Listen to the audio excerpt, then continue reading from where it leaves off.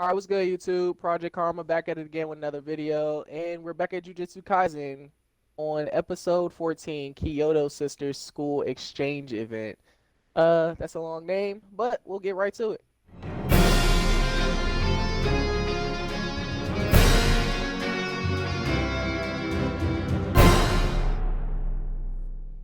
All right, so you already know what I'm about to ask.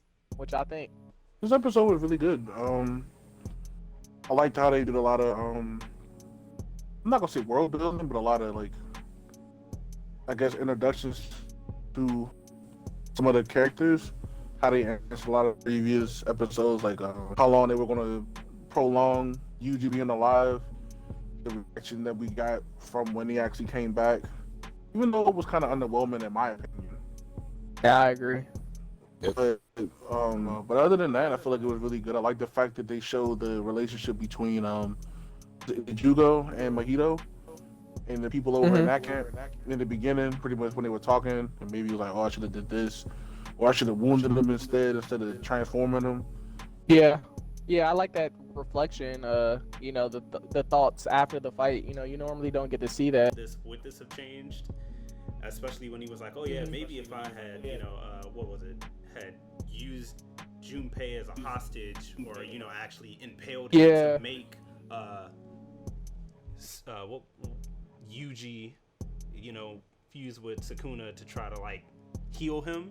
But then he thought to himself, after getting that butt whooping when they was in that world, he was like, yeah, nah, Sukuna definitely wouldn't have. Wrong answer. Yeah, for sure. Much.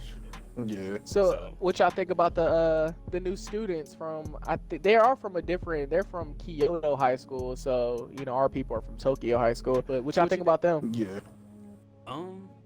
I think it was pretty interesting. It's just funny, kind of seeing.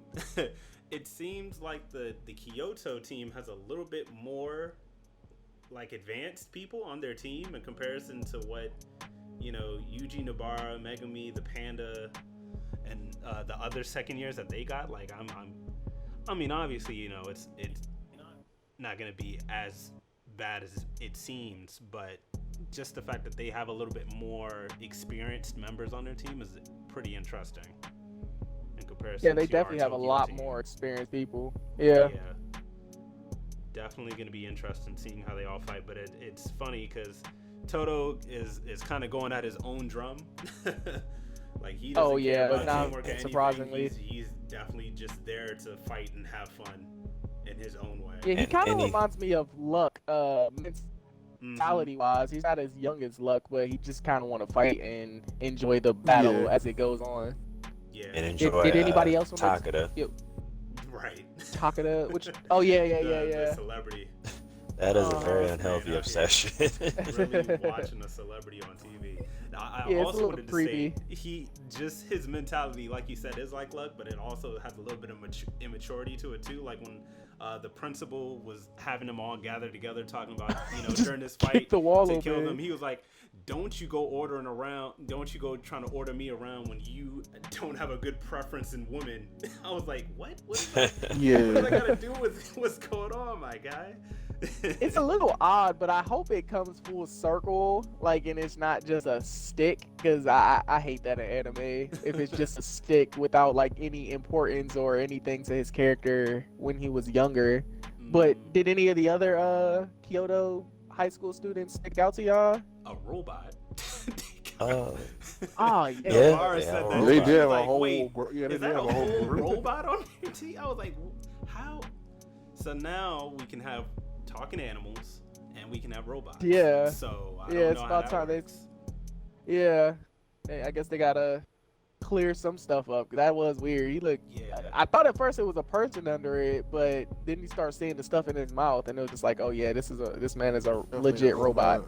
Yeah. So that kind of leads me to question, like, okay, is he kind of like a prototype of robot sorcerers, trying to create like a military form of sorcerers based on that, or is he essentially like I don't know, I guess android? Probably it couldn't be cyborg, because cyborgs is typically half human, half human, and robot parts are attached to you, so he could be an android because his intelligence obviously is there. And you know, with their students and stuff like that, especially when they have somebody like Toto, is the Tokyo High School the more? Is it the less advanced school? I mean, they have Gojo, but then you know when you're looking at like their second years in comparison to the Kyoto school second years, it feels like theirs are more advanced than ours. I don't know. I can't Yeah, really tell if it's like the My Hero Tokyo Academia one where there's kinda like a 1A, underclass. I don't 1B, know. or Well, if I'm it's not the gonna say they're more opposite. advanced though. Yeah. I just think it's unfair because They gave a little bit more backstory to his curse technique, and then one of the second years from the other school was like, we're there. He stopped all of us and wiped all of us out all in one time, just from how strong he is, how strong his curse energy is, or his curse technique is. But then he kind of like cleared it up and was like, he wouldn't be there to all of us. It just depends on something. But I think I'm not gonna say they're more advanced than we are. I think that I want to say the only person they got that's more advanced is maybe, in my opinion, is maybe Toto because of how strong he is. And then girl that was right up under the principal that was like just over Miwa. Doju, yeah, and stuff like that. But I feel like all the other ones might be around the same. That's probably why they were kind of picking who they wanted to fight in general. Like, Yeah. I They're want sizing Maki because of everybody this, up. or I want this, and stuff like that. I mean, I don't think that they are. It was just a thought. Are they like 1A, 1B, or is it like just two different high schools? I don't really know how it is. Right. Especially because it doesn't seem like they're that far away. Because remember, neither one of them had to pack bags to travel to the other school. So Right. I'm looking at you, Nobara. exactly. That was kind of funny. Back to Nobara, since we see her a little bit. Do y'all think Nobara will? This is you got cash your tokens in now. The tournament's about to start. Will Nobara be respected in this show, or will they treat her like a Sakura, or what do y'all think?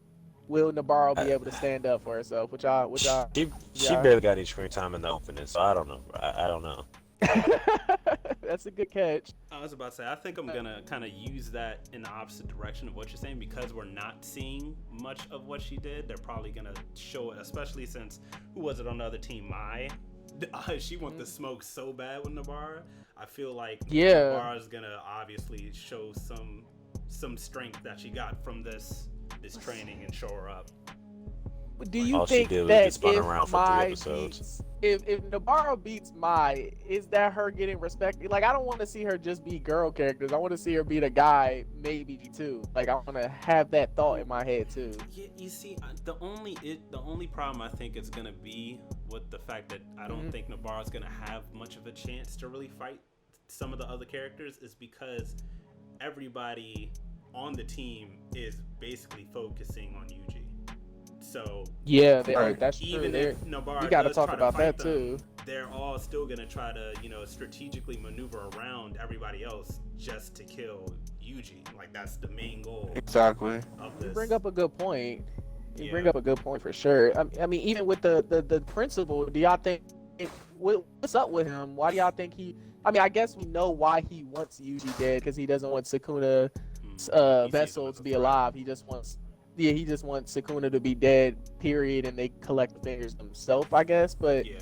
the principal's kind of giving me evil vibes a little bit. I'm not gonna lie. He treads that line a little bit.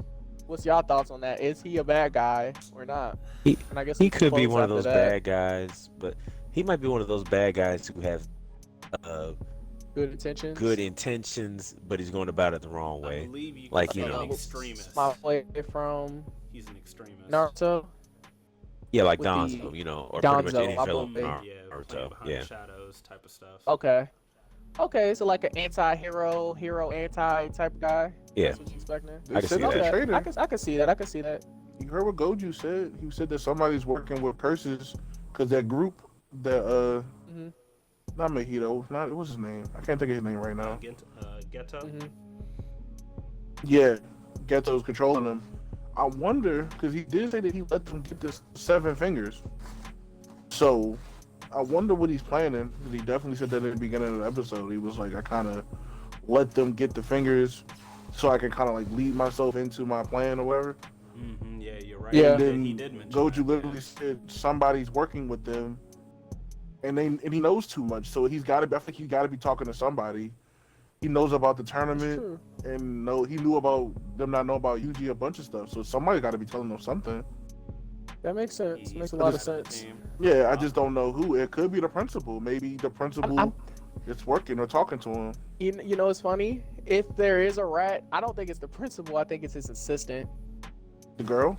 Yep. Just cause of how. If I think that'd be kind of cool writing if it was the assistant instead of the principal, because he trusts her to do specific things. She sets up things before he comes in the room. I feel like she could easily be a spy in disguise, but I guess we'll just have to wait and see for real. But I guess we can end it up with what you got. Oh yeah, no. I just wanted to mention one thing just so that we don't overpass it, because I was looking into it. I don't know who said it on the Kyoto team, but they mentioned once again about Megumi that he's actually from a clan, the Zenin clan. Yes. So that good was point. Yeah. interesting to point out that okay, there's a reason why Sukuna had a lot of interest in Megumi and his potential, and it's because he's part of a clan now. So it's just okay. Well, how many clans are there, and what ranking is Megumi's clan amongst all of them? Clearly, they seem like the 'Cause he's one of Uchihas, the to be top honest. ranks. Yeah, definitely one of the top ranks. But is there anybody else that can compete with them, or are they, that the highest or second to highest? Because definitely, like you said, there's a lot of respect. So I just wanted to point that out real quick.